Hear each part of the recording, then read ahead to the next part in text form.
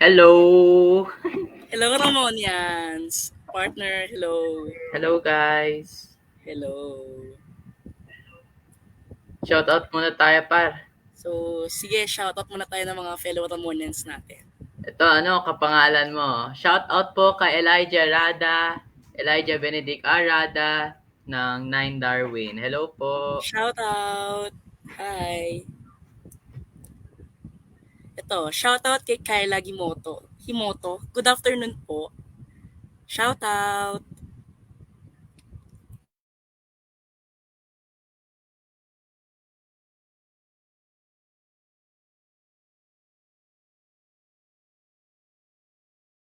Shoutout kay Rainzel Rosales. Shoutout sa'yo.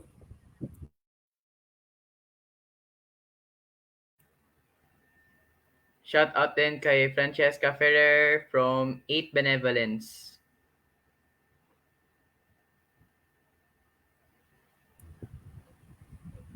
Shoutout kay Rasakong Pao. Shoutout. Sa mga nais po magpa-shoutout, ilagay nyo lang, isama nyo na lang po yung section nyo para masama rin po sa shoutout. Thank you. Guys, wag niyong kalimutan magtala ng inyong attendance sa matatagpuan sa ating caption.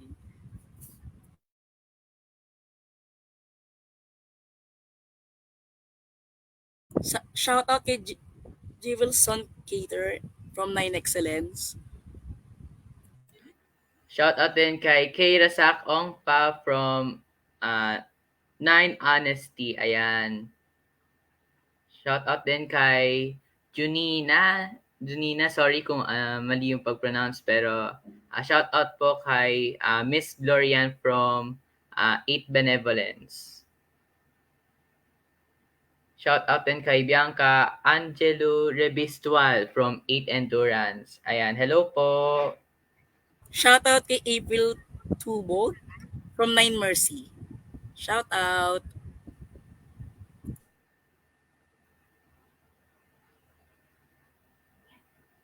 Ayan, may Einstein din dito, oh. Si Oo nga, Alexis meron, nakita ko nga Mary eh. Grace Calacyan. Hello.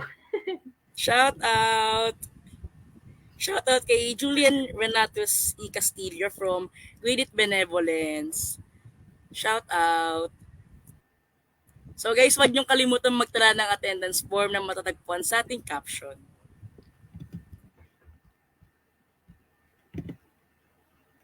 Ayan, partner, meron na tayong 75,000 viewers. Hello po sa inyo. Hello! So, yun no, pwede na tayo magsimula. Oh, partner, pwede na. Go. So, let's go. Isang pagpalang araw, Ramonian, sa Jose Elijah James Punsalan. At ako naman si Matthew Terence Pamplona at kami ngayon ang tagapagdaloy para sa hapong ito. Mga people, ngayon ating masasaksihan ang munting programa na inihanda ng RMHS SSC katuwang ng RMHS SSLG para sa inyo na may temang pagpapalaya ng kasaysayan para sa sambayanan. Kaya sa ating mga viewers dyan, huwag kakalimutan mag-attendance na makikita sa live caption and pinned comment. Bago ang lahat, sama-sama tayong magbigay-pugay sa pambansang awit ng Pilipinas na susundan ng panalangin na inihanda ni Alexis Mary Grace Calacyan, Ingat Yaman ng Social Studies Club.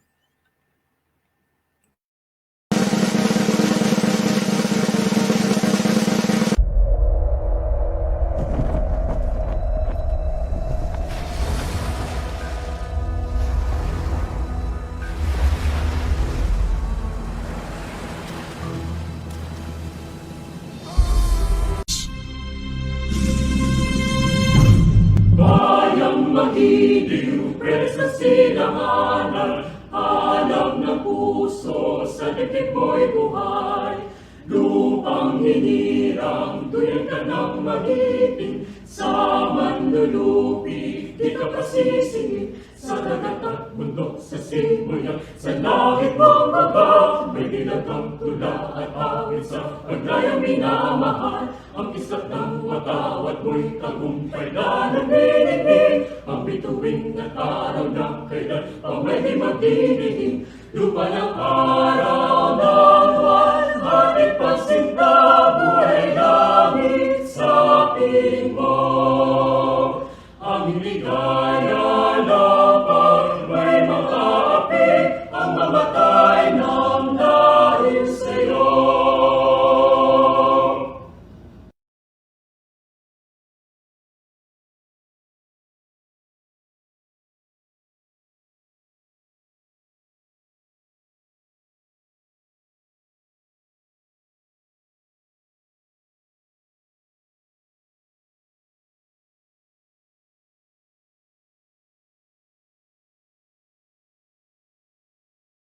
Lubos na nagpapasalamat sa ibiniyaya mong pagkakataon upang aming ipagdiwang ang araw ng mga bayani na may temang pagpapalaya sa kasaysayan para sa sambayanan.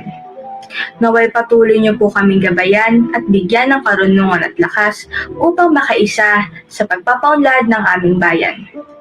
Hinihiling po namin na patnubayan niyo ang mga guro na walang sawang nagtuturo at ang mga estudyanteng inaabot ang kanilang mga pangarap. Sa iyong walang hanggang biyaya at presensya, kami po ay umaasa na patuloy niyong sandigan ng aming bayan sa pagtahak ng tamang landas tungo sa pagkakaisa at kaunlaran. Lubos po kami nagpapasalamat, humahanga at umaasa sa iyong patnubay sa bawat yugto ng aming buhay. Amen.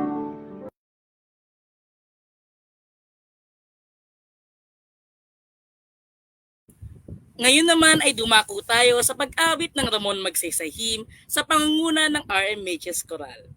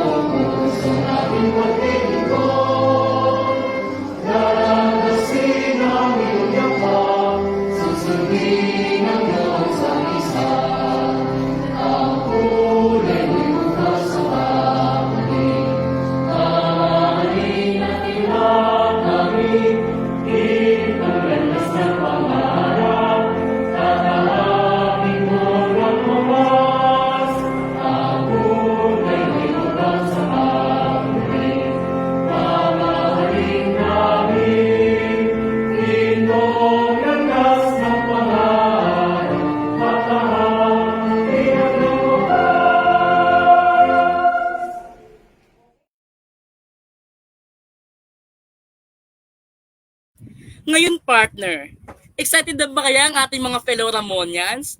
Bigyan nyo nga kami ng mga thumbs up react dyan, no? Yan, thumbs up naman, guys. Thumbs up, guys! Ayun, no, ang dami, oh. Ang dami nagre-react, guys, oh. Ah, ang Ayan. dami. So upang simulan ng ating programa, ating pakinggan ang pambungad na mensahe ni Tixie Ann A. Baldosa, Pangulo ng Social Studies Club. Salamat. Magandang araw sa ating lahat. Nais ko lamang pong magpasalamat sa lahat ng pagsisikap ng lahat ng kawani na walang sawang sumuporta sa ating programa. Sa ating punong guro, Mr. Ginty Pangilinan, pinuno ng Departamento ng Araling Panlipunan, Ma'am Ruby Dinofra, at ang aming gurong tagapayo, Sir Ronan Aldana, at sa ating speaker, Sir Epi, at syempre ang aking kapwa-opisyal ng SSC na nagsumikap upang maging maayos ang ating pagdiriwang ngayong araw. Maraming salamat po. Tayo ay narito upang ipagdiwang ang tema ng National Historical Commission of the Philippines na Pagpapalaya ng Kasaysayan para sa Sambayanan, upang ipagpatuloy ang aral ng nakaraan para sa kinabukasan nating mga kabataan at tayo ay patuloy na maghangad ng kamalayan sa ating kasaysayan upang ating maging gabay sa kasalukuyan. Ang batch kinaadmaan o ang henerasyon ng kabataang may pagmamahal sa karunungan at kaalaman ay taos-pusong nakikiisa sa pagdiriwang. Hindi lamang ngayong Agosto, ngunit hanggang nandyan ka, narito ang SSC. Mabuhay ang diwa ng kasaysayan. Ayan, maraming salamat, Trixie, sa iyong napakabonggang mensahe para sa ating mga Ramonians. Ngayon naman, ating tunghayan ng pansiglawang mensahe na ihahatid sa atin ng ating masipag, mapagmahal, gwapo, at alam na alam mo, sir, nasa iyo na ang lahat. Ang ating punong guro, Mr. Ginty Pangilinan.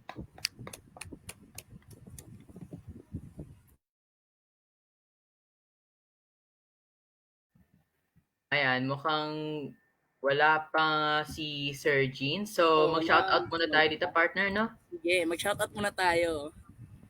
Habang inintay natin si Sir Jean. Ayan. Hello po, Princess Rosales from 9 Darwin.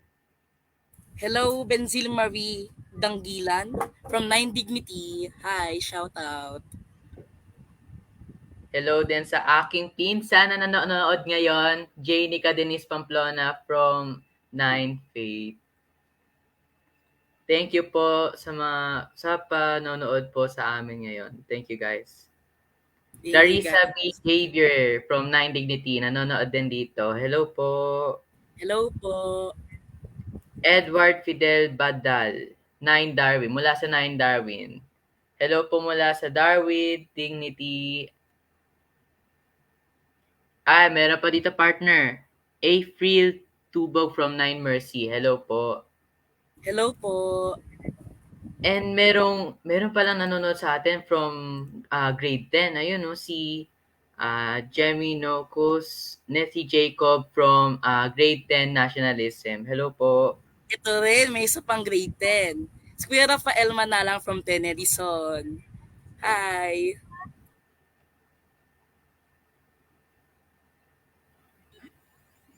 Ayan, so andito na ata si Sir Jean, tama ba? Wala pa.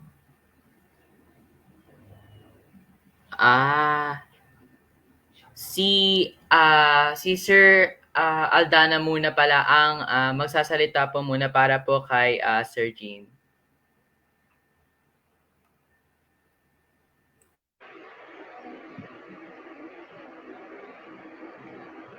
Okay na. Isang magandang hapon sa inyo. In behalf of Sir Jean Pangilinan, ang ating punong guro, maraming salamat sa patuloy na pagsuporta sa lahat ng programa ng paaralan, lalong-lalo na ng SSC at ng SSG. Sa araw na ito, ating tatalakayin ay may kinalaman sa tinatawag na pagpapalaya ng kasaysayan para sa sambayan.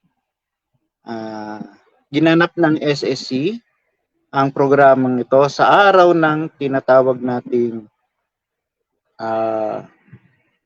Araw ng Mga Bayani bilang pag-alala sa pagbubuwis nila ng kanilang buhay na matamo ang ating kalayaan na hanggang ngayon ay tinatamasa nating mga mamamayan. Dapat nating balikan yung mga sakripisyong ginawa ng ating mga bayani, hindi lamang yung mga namatay sa mga tinatawag nating digmaan, pati yung mga maraming klase ng mga bayani na nagpapakita ng pagtulong sa ating bansa. Ano pa ba? Sana'y patuloy nating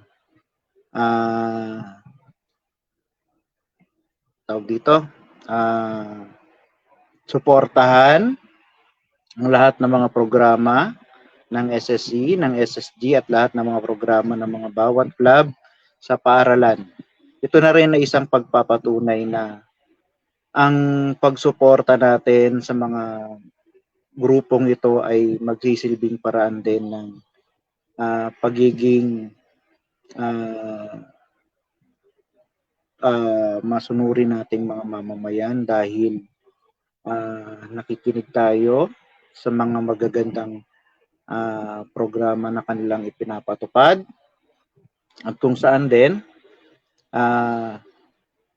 mamaya ay magkakaroon tayo ng isang magaling na tagapagsalita para sa araw ng mga bayani na ito. Kaya pa man, maraming salamat sa patuloy na pagsuporta ninyo at sana'y huwag kayong magsawa sa pakikinig at panonood ng ganito klaseng programa. Maraming salamat at magandang hapon sa inyo. On behalf of Sir Jean Pangilinan, ipinaabot po niya na patuloy niyo po sanang suportahan ang bawat programa at mga tinatawag nating ganitong klaseng pagpapakita ng mga mag-aaral natin. Maraming salamat at magandang hapon po.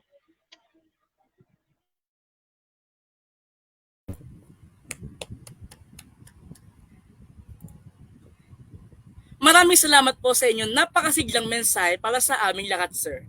Tunay kayong kayamanan ng ating paaralan.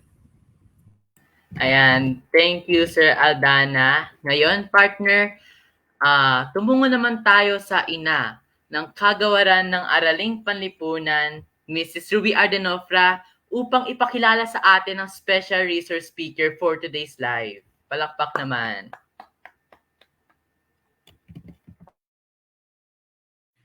Sa ating butihing punong guro, Ginoong Jim T. Pangilinan, sa ating mga co-department heads, sa mga guro at mga mag-aaral, isang mapagpalang araw sa inyong lahat. Ang ating tagapangunahing tagapagsalita ay hindi iba sa atin. Siya ay isang guro dito sa paaralang Ramon Magsaysay. Nagtuturo siya sa grade 7, section Einstein. Isang daluguro o master teacher ng Aralin Panlipunan. Isa siyang magaling na guro, isang responsable, at isang masipag. At higit sa lahat, masasabi ko siyang isang gurong generous. Generous sa kanyang oras at sa kanyang kaalaman. Hindi kami nagdalawang salita nang siya'y aming imbitahan para maging pangunahing tagapagsalita sa ating programa bilang pagdiriwang ng buwan ng kasaysayan. Kaya ngayon pa lamang ako'y nagpapasalamat sa kanya at tayo ay kanyang pinaunlakan. Kaya ngayon atin siyang pakinggan sa kanyang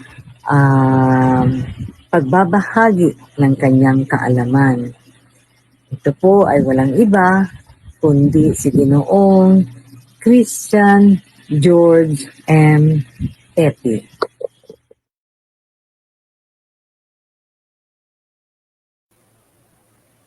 Ayan. Maraming salamat po, Ma'am Denofra, sa isang nakaka-pressure, no? Pero napaka-generous ng mga salita. So, ayun po, no? Una sa lahat, pagpaumanin niyo po yung aking pagsuot, no? Yung suot ko mismo ngayon, ito yung kauna-unahang, no? Parang konting trivia, kauna-unahang club shirt ng Social Studies Club dahil ang inyong lingkod din, no? Ang unang tagapayo muli, no, ng binuhay na Social Studies Club ng Ramon Magsaysay High School.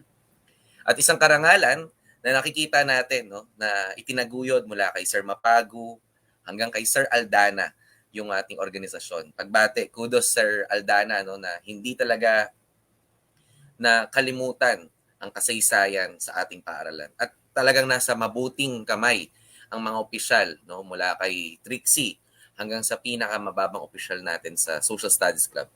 Kayo ang tagapagtaguyod natin ng kasaysayan, hindi lamang tuwing History Month, no? Kasi ang kasaysayan ay makasaysayan lahat ng yan dahil pag tinalakay na natin yung ating topic, alam natin na walang saysay ang isang bagay kung wala itong katuturan at walang kahalagahan.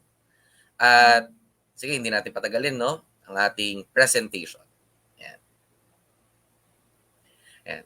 Ang tema na ginawa o ibinigay sa atin ng National Historical Commission of the Philippines o NHCP ay ang pagpapalaya ng kasaysayan para sa sambayanan. So, hayaan ninyong hinati ko ang portion na to sa dalawang bahagi. Mahalagang malaman muna natin kung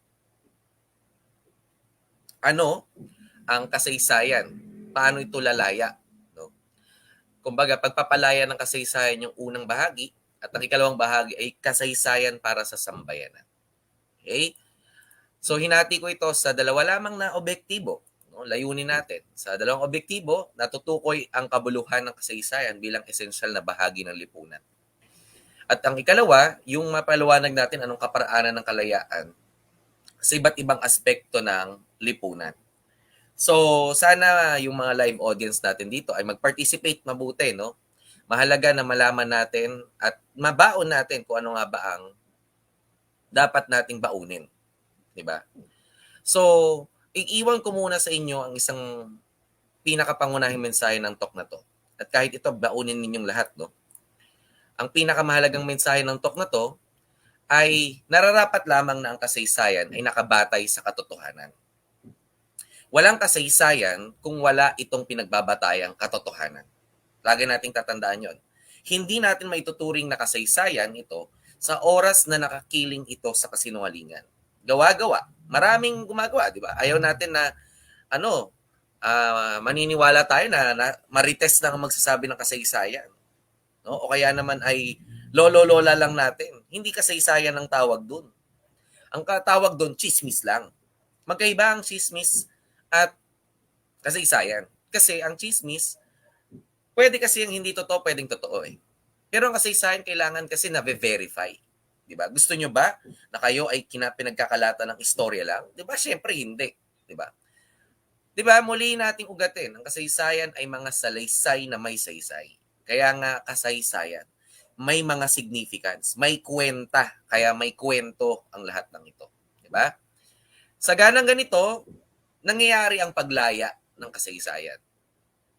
Nagiging malaya lamang kung hindi ka nakahulagpos o nakahulagpos na mismo sa kasinungalingan. Ibig sabihin, hindi ka nakatali lamang sa mga sinungalingan, doon lang nagiging malaya ang kasaysayan. Di ba? Walang malaya kung tayo ay binabalot ng kasinungalingan. Para kang pinapaasa lang yan. No? Na, sige, asahan mo lang tong ganitong facts. Pero hindi naman totoo. Di ba? So yun yung nakakabagot doon, no? Nakaka-frustrate. So dapat nakabatay sa katotohanan ang kasaysayan. Hindi lalaya ang kasaysayan kung walang katotohanan. Kung hindi ito makatotohanan din. Ang sumunod naman, kailangan nating tanungin. Ang tanong, tayo ba ay nakaangkla, ibig sabihin nakasandal sa katotohanan? Di ba? Kasi hindi natin maituturing na kasaysayan sa oras na ito'y kasinungalingan. So kailangan tanungin natin, tayo ba ay naniniwala sa katotohanan? Tayo ba ay naniniwala sa mga research o pananaliksik na ginawa ng mga dalubhasa? O naniniwala ka lang sa mga vlogger? Delikado yan pag sa mga vlog ka lang naniniwala. Kasi hindi naman yan nagpakadalubhasa. Hindi yan nag-aral mabuti. Di ba? So kailangan nating alamin at i-verify mabuti kung tama ba ang sinasabi sa atin. Tama ba yung pinaniniwalaan natin? Lagyan natin ng puwang ng pagdududa. Di ba? So pag may puwang ng pagdududa, doon natin makikita na mayroong pananaliksik na magaganap at nagaganap. Okay? Kaya alamin natin, no, saan ba tayo naniniwala o saan ba tayo kumukuha ng impormasyon? Mahalaga kasing malaman kung saan nakabatay ang impormasyon, doon nangyayari kadalasan ang kasaysayan. Okay? Sige, tanongin natin, saan kayo madalas nakakapulot muna ng balita? Okay? Tingnan natin yung comment section, magbasa-basa tayo. Sige nga, saan kayo nakakukuha ng mga balita? Sige nga, bigyan natin ng 1 minuto. Saan kayo halos nakakakuha ng balita? Ayan. Si Mel Chris, social media. Si Alex Calacyan, social media rin, no? So, merong isang datos ako ipapakita sa inyo. Ayan, sa TV, si Trixie, sabi ni Trixie, at ni RM Baldoza, TV rin. So, TV at social media. So, tunguin natin, no, kung tama ba. Ayon sa pananaliksik ng Pulse Asia, sabi rito, household TV. O, yon, mga may bahay, no? Ang nagkakaroon ng access. So meron tayong 17.7 na yung mga bahay na merong internet. Pero saan daw nakukuha ng mga Pilipino ang balita? Sabi dito, 91% television pa rin. No, sa television pa rin. Diba? Nananatiling higit na marami ang may TV kaysa sa may internet. Okay? So 82.7 mga TV base at TV pa rin, no, kapag tayo ay kinukumpirma yung balita. Maganda yon, no? Kasi may responsibilidad ang mga TV network kapag nagkamali sila. Nagsusorry sila, di ba, pag nagkakamali.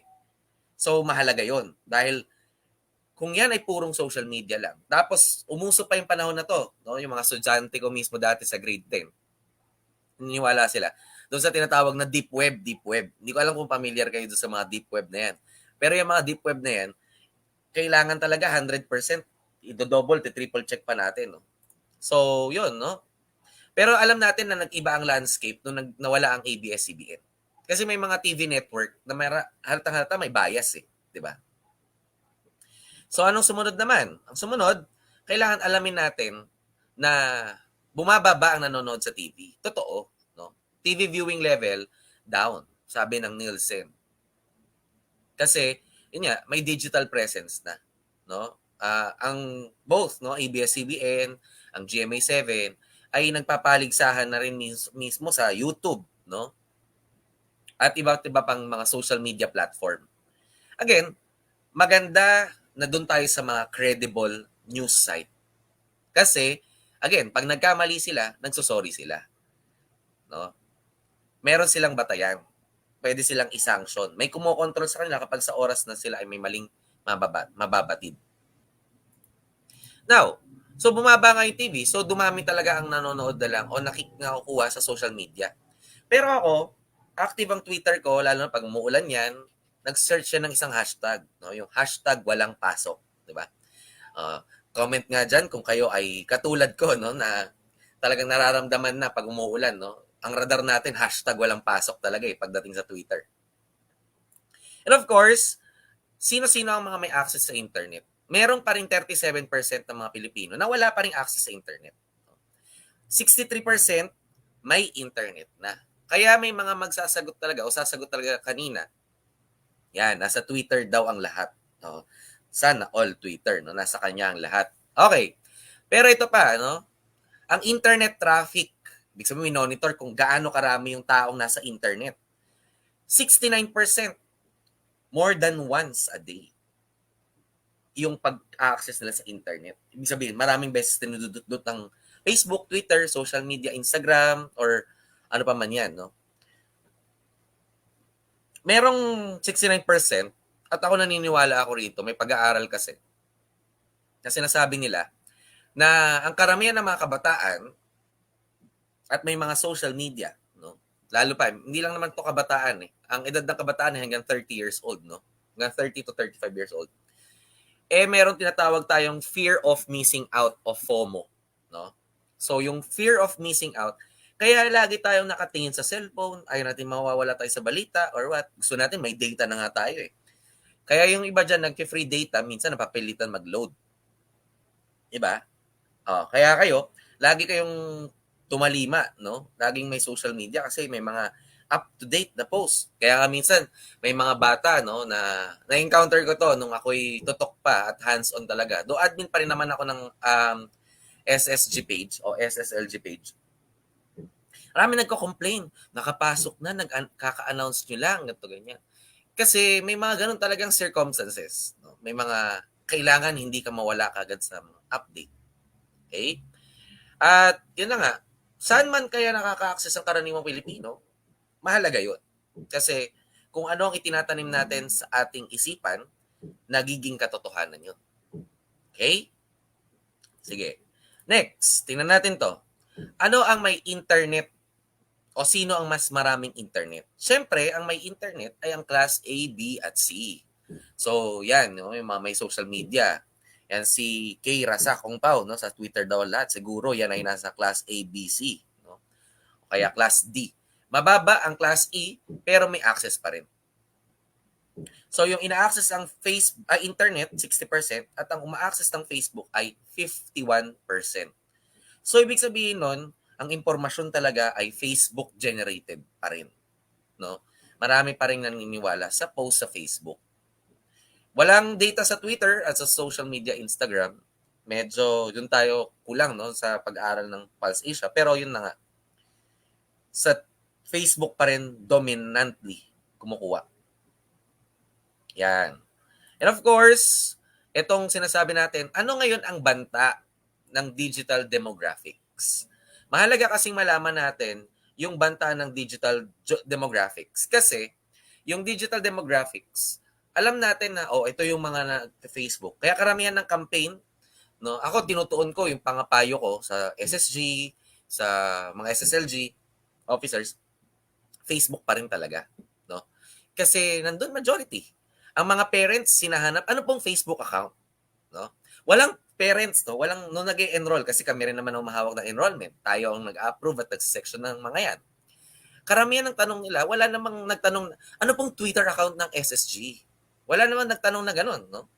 Lahat ang tanong ay, anong Facebook account? Kaya mahalaga yung Facebook kasi dito ang labanan ng kasaysayan. Kaya nga ako binabati ko, no? Kasi hindi ko to nagawa nung ako ang advisor ng Social Studies Club, no?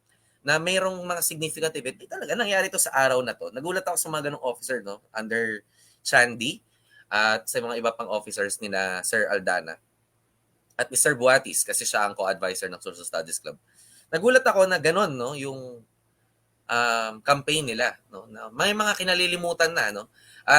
Tingin ko ngayon itutuloy na nila yung project urban history, no? Yung local history. Kasi maganda storya pala ng balik-balik.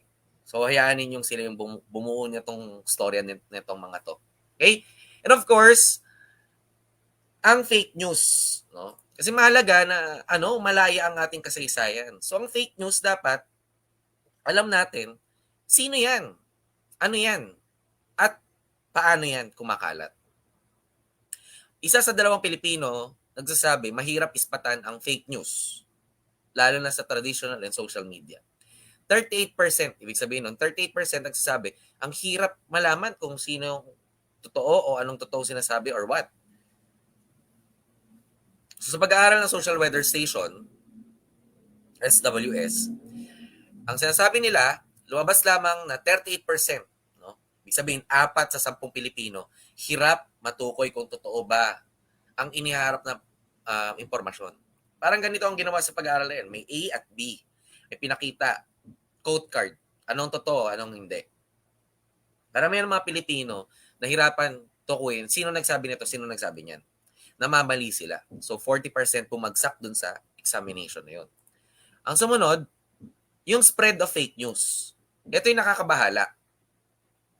Kasi ang spread ng fake news sa TV, radio newspaper, yung newspaper dito yung mga tabloid kasama ha. At ang spread ng fake news sa online, pareho lang ang agwat. No? 58, 65, ganun, 69, 62, 63%. No? Delikado yan. 67% traditional, ibig sabihin yung TV, newspaper, etc. Tapos, 63% sa social media. Nahihirapan daw tukuyin. Kaya lagi ninyong i-validate. Tingnan ninyo saan nanggaling. Lagi, no, yun yung pinaka-technique para malaman kung saan, anong problema, ano ang mali, ano ang peke. Kanino nanggaling? Halimbawa, isang fake news. Maraming biktimang Ramonians dito. Hindi ko alam kung bakit bumaba ang enrollment, pero siguro baka ito. No? Sinabi, lilipat na raw ng Albert ng Ramon Magsaysay. Ng teting. Hindi naman sa RMHS SSLG nanggaling ang announcement. Hindi nag-announce ang ating paaralan. Pero naniwala ang mga magulang. Naniwala ang mga bata. Wala namang sinabi ang paaralan. Again, pag ganun ang sitwasyon, alamin natin, no? Kasi kanino nanggagaling? Kasi pag siya lang nanggaling, sino yan? Ba't mo paniniwalaan yan? Di ba? Sino ba siya? Di ba? So, simple ang kasagutan, no? Lagit-lagi. Hindi ko lang sinasabing higanting institusyon lang yung paniwalaan natin. O kaya, basta credible na tao ang magsasalita. Yang taong bang yan ay laging nagsasabi ng katotohanan. Sa kanya ba nanggagaling ang mga opisyal na pahayagan ng paaralan? So pag yun ang totoo, ay yun ang doon nanggaling, posible na totoo yan. Diba? Take for example, isa pa. Maraming kumakalat ngayon, no, peking kasaysayan sa FB. Kapag binalikan mo, nandun pa rin. Mabagal kasi yung pag-propagate ng totoo. No? Merong isang pag-aaral na nakuha ko, yung mirroring effect yata nito. Ang pinakamahirap dito sa mirroring effect na sinasabi nila. Nag-test sa pag-aaral ng Twitter. Sa Twitter to inaral eh. Kasi sa Amerika, mas Twitter sila eh, kaysa sa Facebook daw. Sa pag-aaral ng Twitter, ang nangyayari, nagpakalat lang ng isang balita. Maling impormasyon yung kumalat. Tapos, nung kumalat yung maling impormasyon, ang nangyari, kinounter kung anong totoong impormasyon. Alam nyo ba na 10 to 15 times lang mabilis kumalat yung mali? 2 to 3 times lang kabilis i-counter ng tamang impormasyon. In short, maraming tao na ang nabiktima kagad ng peking balita. Kaysa malaman nila na, yun pala yung totoo. Yan. So, yun yung nangyari. Ganon din sa kaso ng Pilipinas. Hindi na nakapagtataka, bakit 51% naniniwala sa fake news, no, ng mga Pilipino. At ito na nga, ang pinakamasaklap, no? Kaya baka mamaya, maling kasaysayan na yan kasi baka kwento lang ng lolo-lola nyo yan. 51% ng mga Pilipinos, hirap ispatan ang fake news sa media. So, ibig sabihin, isa sa 2 tao ngayon na nanonood ay naniniwala sa fake news. Diba? Kasi hindi nasasala eh. Nangangahulugan na ang pag-aaral na to, December 12 to 16, 2021 pa, pwede nga mas lumala to kasi baka hindi natin alam, baka 32 million na yung mga yan. Diba? So, ganun nakarami sila. At ito pa, saan mas marami na nanonood, no? Naniniwala ng fake news? Ito na. Yan. Hirap maspatan ng fake news. 47% NCR. O, mapalad tayo, no? Kahit pa paano, 47%. Ibig sabihin, 5 pa rin, no? Siguro, 4 na tao lang siguro, pagpalagay natin ganun. Pero pag niraw daw po 47, 50% pa rin yan eh. Hirap maspatan ang fake news. 52% sa Balance Luzon. So, yung mga nasa Norte, yan yun, no? Norte, Central Luzon, at Bicol Region. 50% Visayas. So, talagang matatalino itong mga taga-Visayas, no? Kahit pa paano, kumpara mo sa Luzon, at Mindanao. At 54% sa Mindanao, kawawa naman yung aming kapuluan. Kasi ako ay galing sa Mindanao, no? 54% naniniwala sa fake news. Hirap makita yung fake news. Okay? So, kung anong gusto nila paniwalaan, napapaniwalaan nila. Now, may kinalaman ba ang pag-aaral para makalaya tayo sa kasinungalingan? Meron. Kasi 59% ng mga hindi nakapagtapos ng elementarya, hindi nakikita kung anong totoo, anong hindi. Okay? Ang mahirap dito, kapag pinapaliwanagan mo ang mga taong tulad nito, hindi naman nakikinig. Di ba? So yun, no? 58% nakapagtapos ng elementarya, pero hirap pa rin maspatan ng fake news. So ikumpara natin, no, yung hindi nakapagtapos at nakapagtapos ng kolehiyo. Kahit nakapagtapos na ng kolehiyo, 43% hirap pa rin makita ang fake news. Hindi nakikita kung anong totoo, anong hindi. No?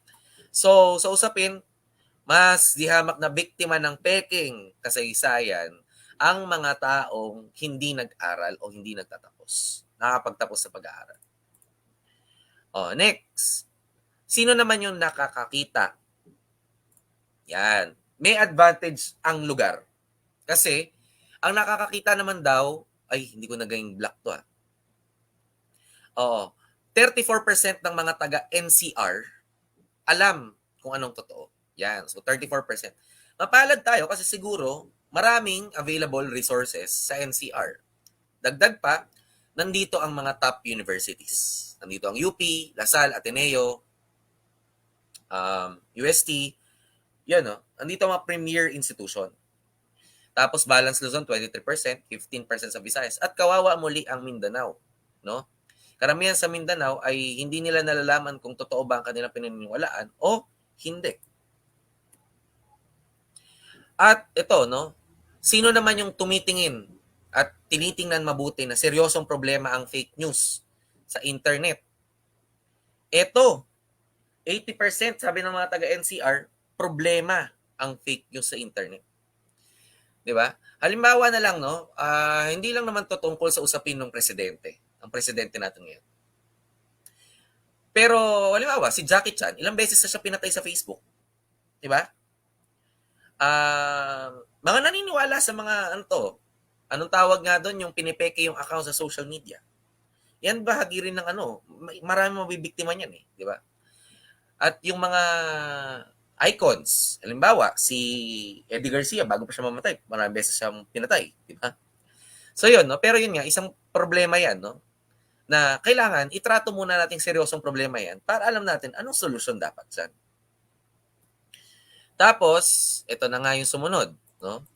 Yung tinatawag nating sino ang nagsasabi naman na seryosong problema yan. Again, 75% ng nakapagtapos ng kolehiyo, sasabihin problema ang fake news. Pero yung mga hindi nakapagtapos ng elementarya, sabihin nila, hindi naman yata problema yung mabuti. Kasi sila yung magsasabi rin naman na, sasabihin nila, mahalaga sa amin, mabuhay talaga na may makakain kami. Wala kami pakialam sa mga impormasyon na yan. Di ba? Yun yung delikado dun. Di ba? Pero di ba, may quotation o kataga tayo sa Filipino eh. At inahangaan ko itong matandang karunungan na ganito. Ang naniniwala sa sabi-sabi, walang bait sa sarili. Di ba? Hindi ko sinasabing baliw, no? Yung naniniwala sa kasinungalingan. Pero, hindi ba ganun ang tawag naman talaga dapat? Kapag hindi mo pinaniniwalaan anong katotohanan, delikado yan. Di ba? Yung naniniwala sa chismis basta-basta, delikado yun. Di ba? So ngayon, merong isang pag-aaral, no, na lumabas. Actually, para siyang investigasyon. No? May investigasyon na ginawa dito si Paige Aseniola, no, sa Analytica. Ito. Cambridge Analytica's Petri Dish. Sabi ni Christopher Wiley. Si Christopher Wiley ay yung naging whistleblower. No? So si Christopher Wiley, sinabi niya dyan na nahack yung 12 million accounts. No? So 1.2 million accounts ng Facebook sa Pilipinas. No? Nakita ng Cambridge Analytica. Kaya nape-predict nila through algorithm kung anong impormasyong sasabihin nila. Anong impormasyong sasakyan nila. So, sinabi dito ni Christopher Wiley, para hindi na masyado matagal pa yung discussion. No? Itong sinabi dito niya na, we exploited Facebook to harvest millions of people's profiles and built models to exploit what we knew about them and target their inner demons. So, ginawa, inalam nila yung mga impormasyon natin. No? Alam ng Facebook kung anong ating alam. So yun na nga, alam natin yung mga ganito, alam natin yung mga ganyan. Kaya nakikita ninyo, nire-refer ni Facebook yung mga bagay na alam na natin at gusto natin. Kasi nga, may mga iba sa atin na nakuha na ng account. Hindi ko nga alam kung nakuha na ba ako ng account. Pero lately, yung impormasyong kinakailangan ko, binibigay lang ng Facebook kagad. Kasi nga, yung algorithm, ganun mag-work. Di ba? Pero ang ginawa dito, pinakamalaking interest dito, yung psychological profile ng tao. Kung paano mag-isip si tao, ganun niya. At ginamit ito ng mga ilang eleksyon. At isang nakinabang dito sa eleksyon na to ay ang nanalo nating Pangulo, no? Si President Ferdinand Bongbong Marcos Jr. Nakinabang siya sa ano to kasi pag tinignan niyo halos sa Facebook, kanya talaga yung baluarte ng Facebook, di ba? So ang ginawa nitong si Christopher Wiley, inalam nila yung mga bansa na may questionable na rule of law. Ibig sabihin yung bansa na mahina magpatupad ng batas. Tapos malakas ang social media at corrupt ang mga politiko. Again, swak na swak ang Pilipinas. So yun yung ginawa niya dyan. At ito na. Ang nangyari rito, ano ang estado ng Pilipinas? Ang estado ng Pilipinas, 55 tayo sa demokrasya, flawed democracy tayo. Umangat lang tayo ng kaunti, no? Ngayong 2022. Kasi talagang much better naman si President Marcos Jr. kaysa kay President Duterte na puro pagbabantang ginagawa. No? Tapos 34th tayo sa demokrasya, 102nd sa buong Asia, 102nd, lowest tayo sa Asia in terms of rule of law. Hindi natin napapatupad ang tamang batas natin. Di ba nga? Kinasahan ka lang ng baril. Tapos ang ginagawa, di ba? Ano nangyari ngayon? Ay yung sinasabi niya sa social media, parang ang sama-sama ko naman tao. Talaga naman, masama kang tao. Pag kinasama mo ng baril, wala namang ginagawa sa yung tao. Di ba? I mean, nadadala tayo ng awa kaagad. Kaya hindi napapatupad ang batas. Kapag ganun, di ba, dapat sinasangsyonan na kaagad. Pagganahin natin dapat ang batas. Kaya sinasabi dito ni Christopher Wiley, di ba? Like story, it always repeats itself. Colonialism never died. It's just moved online. Kaya ang totoong pananakop, sabi ni Christopher Wiley ngayon, no, ay nasa online na. Ang ninanakaw na ngayon at ngayon ay masyado ng ang tawag doon, sinasakop ay ang mga isipan ng mga taong nasa online world. 'Di ba? Kaya pag tiningnan ninyo, 'di ba, napaka-powerful ng TikTok. Tingnan niyo saan na nakukuha ang mga binibili ngayon? Nasa Shopee, nasa Lazada. I am not endorsing any product. Pero ganoon ka makapangyarihan eh, 'di ba? Dati nasa mall. No, nandun yung tinatawag nating mga imperialismo tinuturo ng grade 8. Imperialismo, kolonyalismo, kapitalismo. Pero ngayon wala na doon, nasa social media na, nasa online world na. At ang online world ang susunod na nagtatakda ng kasaysayan. Di ba?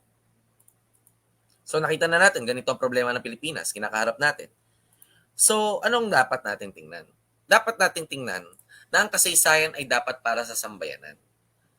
Lagit-lagi nating isaisip na ang mga may kasaysayan, no, ay dapat tinatakda ng taong bayan. Halimbawa, di ba? Tayo ba magtatakda kung tayo ay may demokrasya o hindi? Tama, dapat tayo. Taong bayan dapat. Example dito sa isang sinabi rito, no, sa Social Democracy Index. Ang Pilipinas, pababa tayo pababa sa panahon ng nakaraang administrasyon. No? Makikita natin ng Economist Intelligence Unit for Democracy, flawed democracy pa rin tayo. Walang demokrasya talaga sa Pilipinas. Pag pinansin ninyo, sino nga ba ang nauupo lang? Sino ba ang gumagawa lang ng kasaysayan daw sa bansa natin? Ang karamihan ng gumagawa ng kasaysayan sa atin ay oligarko. Diba? Sumunod, mga political dynasty. Diba? 70 plus province sa Pilipinas ay may dynasty. So in short, diba? From president down to local councilor, lahat sila ay dynasty. Diba? Ito pa nga yung bagong dynasty, may media political dynasty na mangyayari. Kasi ang number 1 senator for 2025 ay si Erwin Tulfo, no? Tapos, nandun na si Raffy Tulfo. So, may media political dynasty na, no? Hindi naman sila galing sa political bailiwicks, eh. Sila ay galing sa malalim na impluwensya sa social media. So, yun, no? Yung demokrasya natin dito, demokrasya lang ng iilan. Talagang flawed democracy tayo. At ang demokrasya natin ay hindi malaya at hindi pa rin mapagpalaya hanggat iilan lang ang nagmamaniobra. Yun yung lagi nating tatandaan. No? Mayroon tayo eleksyon pero ang naupo, sila lang din. O, ito susunod. Bantayan ninyo to kasi mag-eleksyon na to. Nagpa-file na ng candidacy. No? Ang mga barangay captain. Kung sino ang captain, mayroon siyang patatakbuhin na kagawad na kamag-anak din niya. O kaya naman, bawal kasi to eh. Yung captain, tapos kamag-anak niya rin ng SK chairman. Bawal yun. Yan lang ang tanging may lumusot na anti-political dynasty. No? Thanks kay Bam Aquino, kasi siya yung nagsulong yan sa Senado dati. No? At ang akbayan na sa Kongreso before. So, yun, no? May political dynasty provision, anti-political dynasty provision. Yun, yung mga gagandang mga batas, no? Na hindi dapat ilan lang yung nagpapatakbo. So, bantayan nyo yun, no? Yung chairman, bawal niya maging kamag-anak yung SK chairman o kaya SK chairwoman o chairperson. Okay? Kasi pag kamag-anak lang din, ito mangyayari, magpapatuloy yung tinatawag nating paghina ng rule of law. No? Ang Pilipinas ang isa sa pinakamahinang pagpapatupad ng batas. Ibig sabihin, hindi nakakasuhan dito ang may kaso. Diba? Ang nakakasuhan nga lang dito, yung mga maliliit na tao. Diba? Yun yung sinasabi natin parati. Ang karaniwang nakukulong, may mga walang kapangyarihan o walang impluwensya. Diba nga, ito ngayon, yung laptop na Celeron, 12,000 lang yun, pero 60,000 binenta ng DepEd. O, sinong kilalang tao yung makukulong o kaya nahatulan doon? Wala. Hindi naman sila kilala, hindi naman ma-impluwensya. Yung mga ma-impluwensya, may mga hawak na posisyon sa kapangyarihan, nasan sila? Walang napanagot eh, di ba? Yung mga maliliit na tauhan nila, yung nanagot.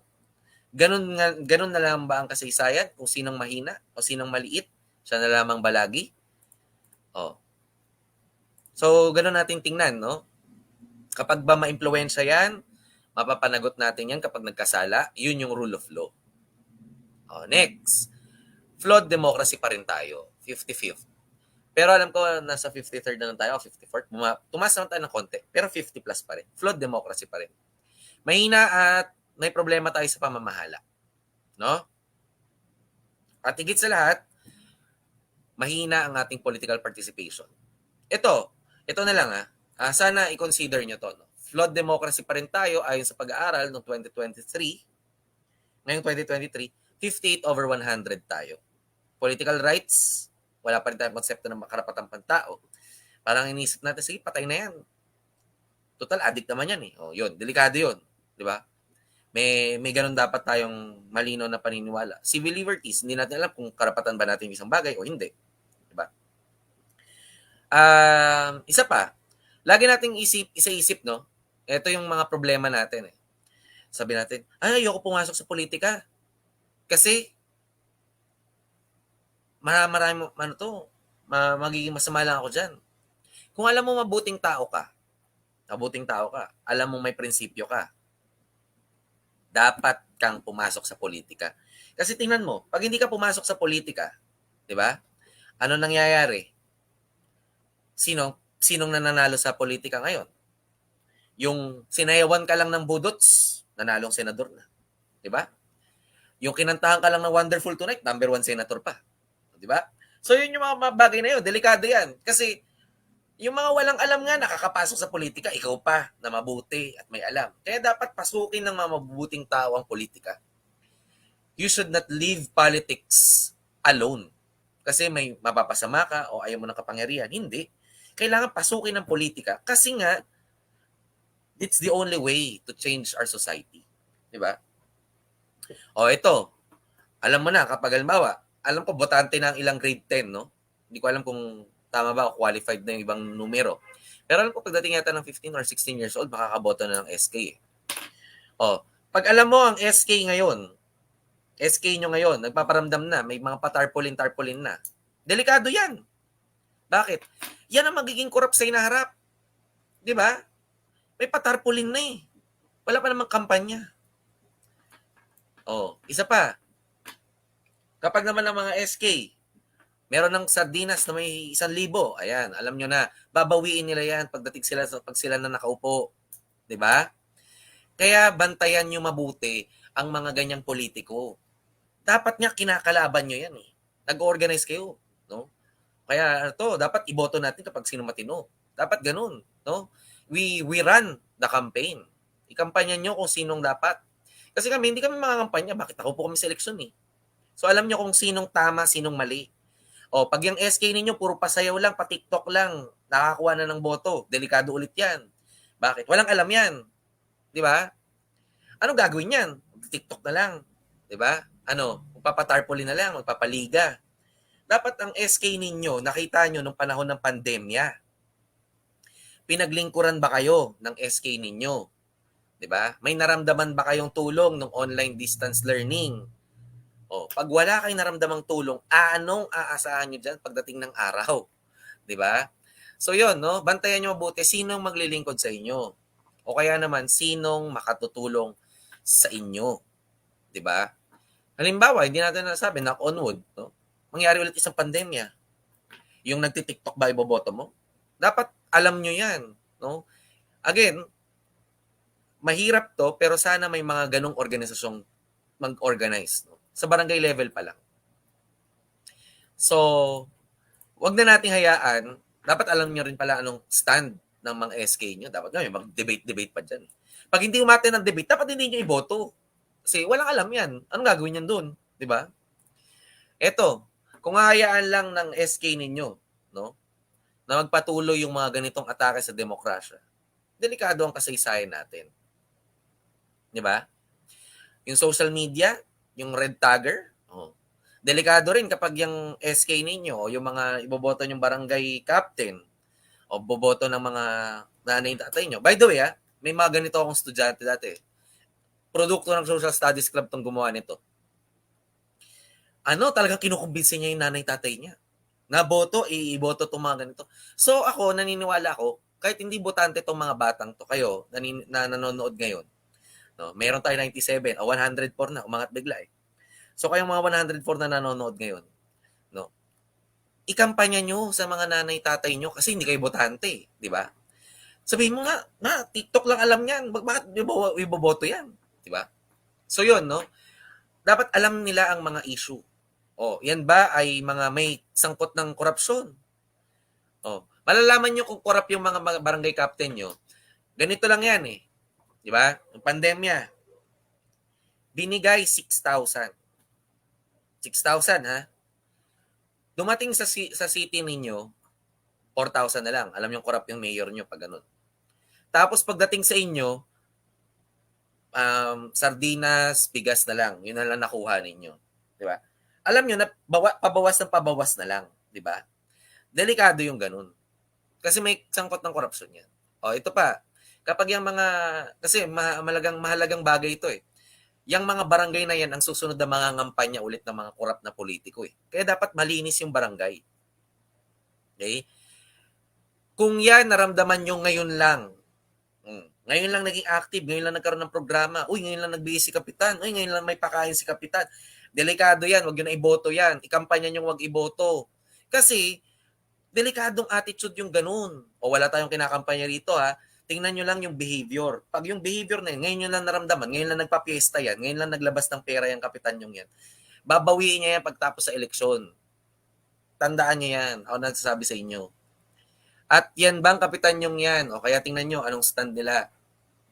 Kapag ba kayo ay pinuntahan ng polis, kinatok kayo, di ba, tinokhang kayo, pagtatanggol ba kayo niyan? Handa ba kayong pagtanggol? Tingnan ninyo anong prinsipyong meron sila. Maganda nga tanong, sinong binoto nila noong nakaraang eleksyon? Kasi doon din natin malalaman kung yan ba naniniwala sa fake news o hindi. Di ba?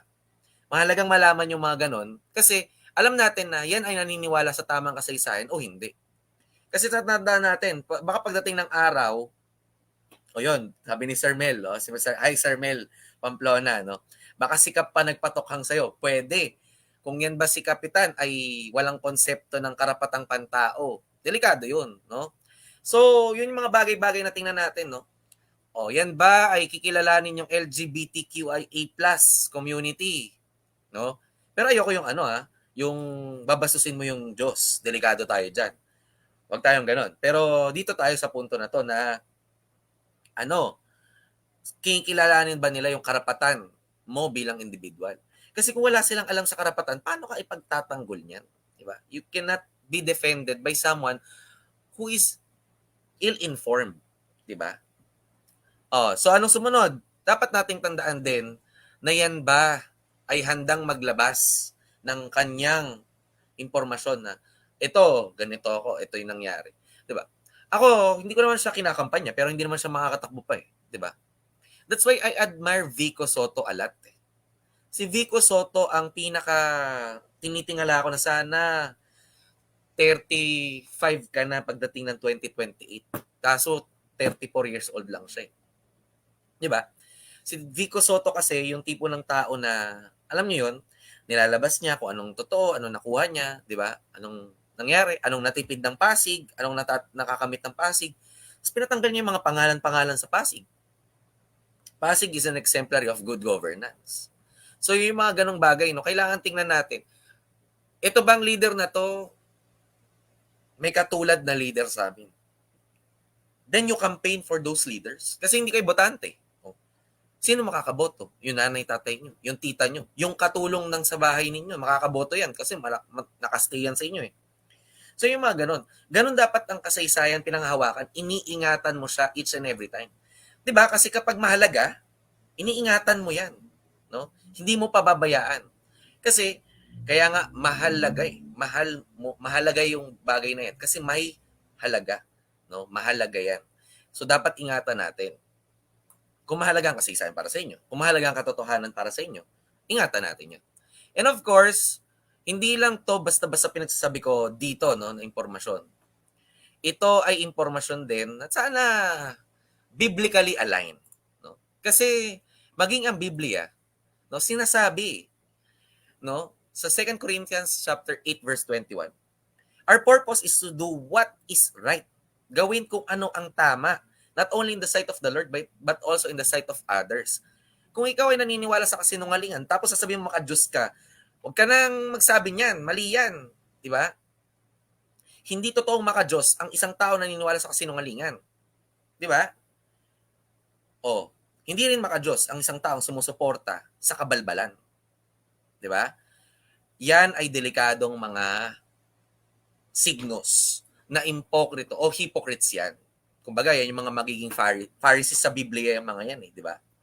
Pag tiningnan nyo, lagi nyong tingnan kung yang taong yan ay naniniwala sa kasinungalingan. Baka yung kapitan ninyo, o kaya naman yung counselor nyo, kaya naman yung mga susunod pa ninyong tatakbo, no? Marites, nakinabang sa mga fake news. Siniraan kasi yung kalaban. Yun ba ang magiging leader natin? Delikado yun, no? So dapat, sinasabi rito, with purity and honesty. Yun yung sinasabi dyan, di ba? Sabi pa nga sa ibang biblical verse. So lagi natin tatandaan, ikaw rin ba ay isang taong kumikiling sa fake news o peking balita? Tapos, titingnan mo ang sarili mo, Kristiyano ka? No? Naniniwala ka sa fake news o peking balita? Idedepensa mo pa yung mali mong paniniwala o kasinungalingan? So, delikado yan. You have to ask and question yourself once and foremost. Do I have the courage to say that I'm a Christian while believing in lies and disinformation? Kasi, babalikan natin, delikado ang isang taong sinasabing maka-Diyos siya, pero kumikiling siya sa isang tao na nagpapalaganap ng peking impormasyon at dinidepensahan pa niya. At sana, makita natin yung kabuluhan. Last na lang, no? Sinabi ko rin to maging sa faculty club meeting. Pero ulitin ko lang din ulit sa mga estudyante. Maganda tong quotation na nakita ko sa FB. No? Sa isang entrance gate sa South Africa. Magandang mensahe to. No? Sabi dito, destroying any nation does not require any atomic bomb or use of long-range missile. Ibig sabihin, hindi na raw kailangan ng atomic bomb o ng mga kanyon, missile, para sirain ang isang bayan o isang bansa. It only requires lowering the quality of education and allowing cheating in the examinations by the students. Hayaan mong mandaya ang mga estudyante para masira ang bayan. Di ba? At pababain mo ang kalidad ng edukasyon. Bakit? Patients die at the hands of such doctors. Mamamatay sila. Mamamatay ang taong bayan kapag ang mga doktor mo produkto ng pandaraya at mababang kalidad ng edukasyon. Buildings collapse at the hands of such engineers. Guguho ang mga gusali kapag ang mga ininyero mo o gagawa ng mga building ay walang alam. Money is lost at the hands of such economists and accountants. Mawawala ang mga pera at kaban ng bayan sa oras na ang iyong mga accountant ay wala namang alam sa pagtatoos ng pera. Humanity dies at the hands of such religious scholars. Justice is lost at the hands of such judges. The collapse of education is the collapse of the nation. Kung ipagdadamot lang natin ang impormasyon na meron tayo ngayon at hindi natin sasabihin sa iba pang tao at paano natin sila higit na papaliwanagan, guguho ang ating bayan. Dahil ang mis o disinformation ay makapagpapabagsak ng ating bayan. Sa oras na ang bayan natin ay nakasandal sa kasinungalingan, guguho ito sa ating kasaysayan. Yun lamang at maraming salamat po.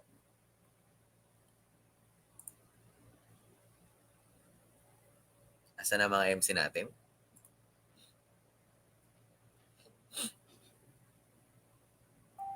Isang mabilisang virtual cup naman dyan bilang pagpapasalamat kay Sir Epi sa kanyang pagbabahagi ngayong araw.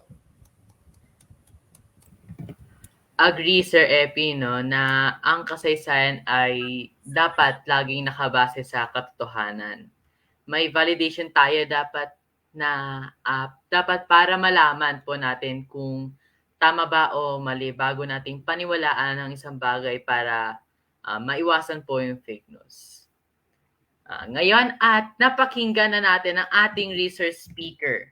Dumako na tayo sa ating open forum kasamang ating mga kapwa Ramonians na pangungunahan ni Sir John McLean Puatis.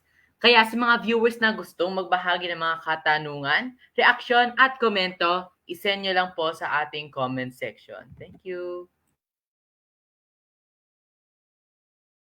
Naririnig ba ako? Hello? Ay, narinig na ako na. Um, bukas ang hapag para sa malayang talakayan para sa oras na ito. So ngayon, habang nagbabasa ng comment section, marami namang magagandang mga komento yung iba, pero hayaan yung basahin ko lang yung isa sa mga katanungan na naitala ko. Ito ay galing din kay Sir Mel Pamplona. Ito ay para kay Sir Epi. Paano po ninyong gustong maalala sa kasaysayan bilang isang guro at bilang isang Pilipino? Para kay Sir Epi po.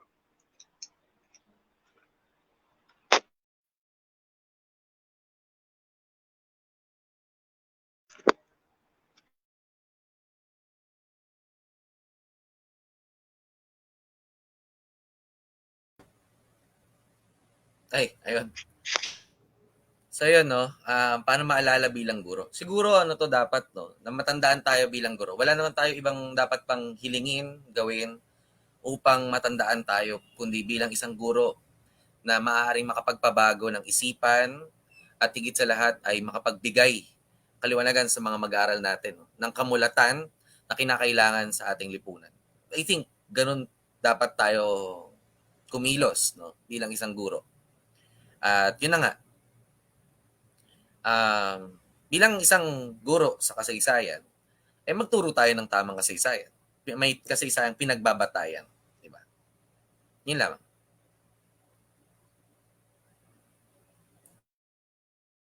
Okay, sir, maraming salamat po.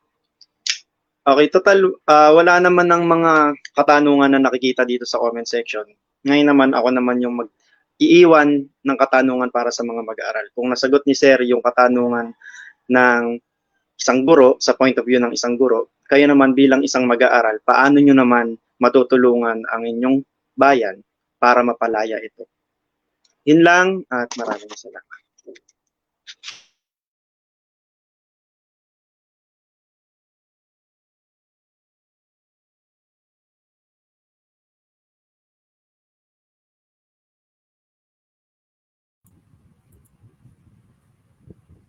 Ayun, partner. Naging maganda ang palitan ng mga opinion at tanungan sa ating forum kanina. Thank you po sa mga nagbigay ng kanilang komento, reaksyon at mga katanungan. Ngunit partner, ano pa kaya ang kanilang matutunghayan ngayon sa ating programa? Marami pa, partner. Tulad ngayon, ating tunghayan ang dalang mensahe ni Binibining Evershena, pinuno ng kagawaran ng MAPE. Bigyan natin siya ng isang bagsak ng virtual clap. Magandang buhay sa ating lahat. Ang kagawaran ng MAPE ay taus-pusong nag-iisa sa pagdiriwang ng buwan ng kasaysayan.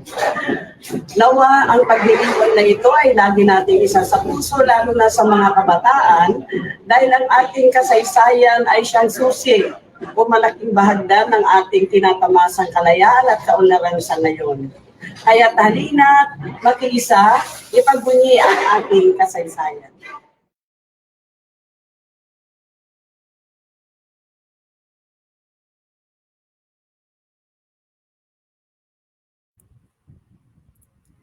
Maraming salamat po Binibining Shena sa inyong napakagandang mensahe. Ngayon partner, eto na, eto na, eto na. Sige na nga, partner, ipakilala na natin. Ipinakikilala para sa kanilang natatanging presentasyon mula sa MAPE Department, walang iba kundi ang Saling Lahi Dance Troupe.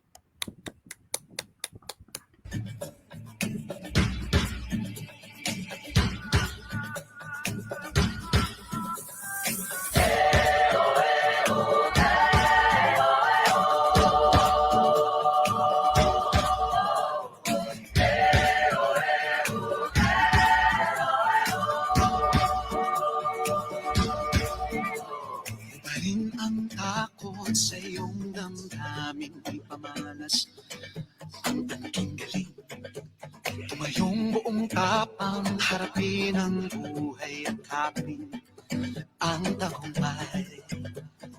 Tulungan ang kapwa at bigyang halaga, wag akin ng pababa. Isipin wag sana ang sarili lang, pagsama't bayanihan. Gusto Subukan natin isulong at ligawan ang magandang bukas. Ikaw at ako magkasama tayo sa lubungin ng kinabukasan.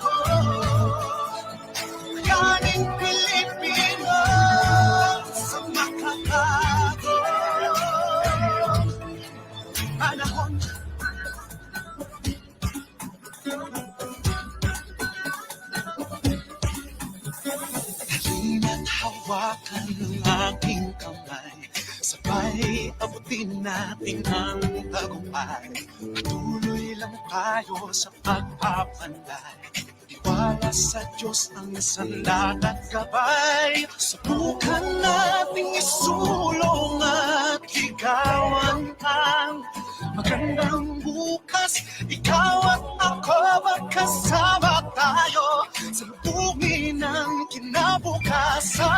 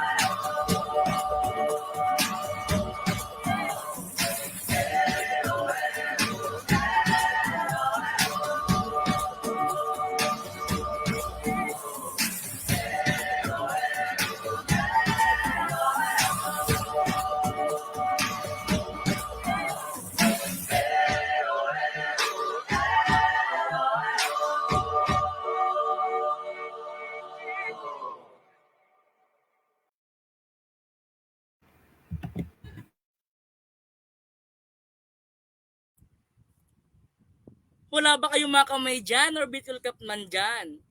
Sheesh, partner. Sana all talaga magaling sumayaw eh. Oo nga, Brad eh. Bisan kaya subukan natin, ano? Oo nga. Ay, de, tanong nga muna na. Sa mga viewers dyan, gusto niyo bang makita kami ni partner Ellie na sumayaw? Ay, hindi. Ganito na lang yung deal natin. Kung makakakuha kami ng sandamakmak na hearts mula sa ating mga viewers, baka sakaling makita nyo kami sumayaw. Live mismo, dito. Ngayon naman, bago tayo mapasayaw dito, partner, dumako na tayo sa pagbibigay ng sertipiko para sa ating panauhing tagapagsalita sa araw na ito and mapakita ang ating pasasalamat sa kanyang pagpapaunlak sa ating programa na SSC.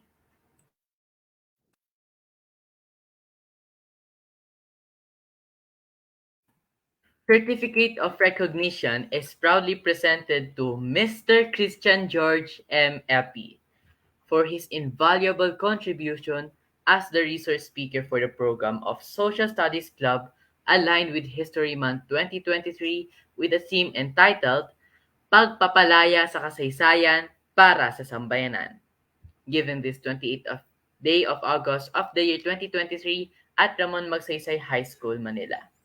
Signed by the Social Studies Club President, Ms. Trixie Ann A. Baldosa, Social Studies Club Advisor, Mr. Ronan P. Aldana, Araling Panipunan Department Head, Mrs. Ruby Ardenofra, and of course, our principal, Mr. Jean T. Pangilinan. Palakpak naman dyan.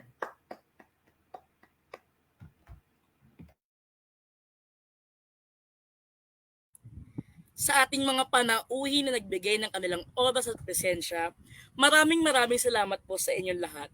Lubos na kinagagalak ng pamunuan ng SSC ang nilaan niyong suporta para sa programang ito. Ngayon, bago matapos ang programang ito, upang mabigay ng kanyang pangwakas na pananalita, aming pinakikilala ang gurong tagapayo ng SSC, Mr. Ronan T. Aldana. Ngayong araw na ito, sa buwan ng Agosto, ay pinagdiriwang natin ang Araw ng Mga Bayani. Kahit ang Social Studies Club ay kasamang nakikisa at nagandog sa inyo ng isang programa bilang pag-alala sa ating mga bayani.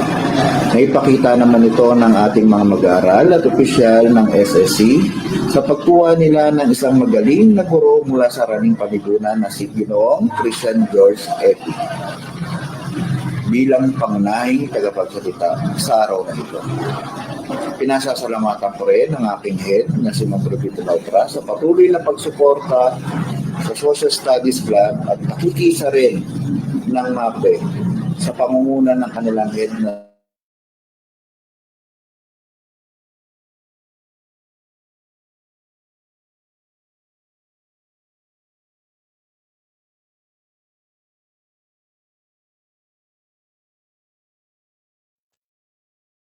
Social Studies Club.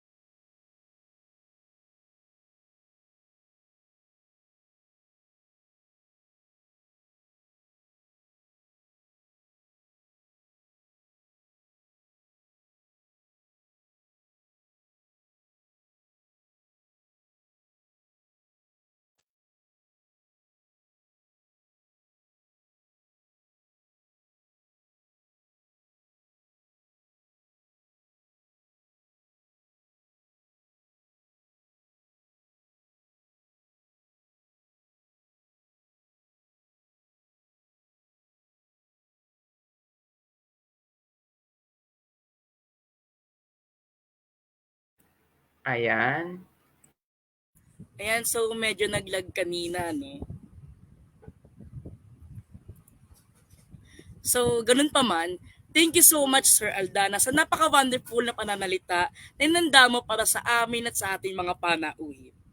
Nakalungkot man pong isipin, ngunit dito na po nagtatapos ang ating programa para sa araw na ito. Muli ako si Elijah James Punsalan. At kasama ninyo ang Social Studies Club sa pag-welcome sa bagong school year 2023 to 2024 sa Ramon Magsaysay High School. Panibagong taon na tayo sabay-sabay natatalakay ng kasaysayan sa pagsasabuhay ng kasalukuyan at sa pagtanaw ng magandang kinabukasan. Huwag kayong malit sa pagpasok bukas ha. Ako si Mati Terence Pamplona. Maraming salamat sa inyong pagsama sa amin at magandang araw sa inyong lahat. At sa mga viewers natin dyan, huwag kakalimutan mag-out doon dito sa attendance natin na makikita sa caption ng live na ito. Thank you. Bye-bye.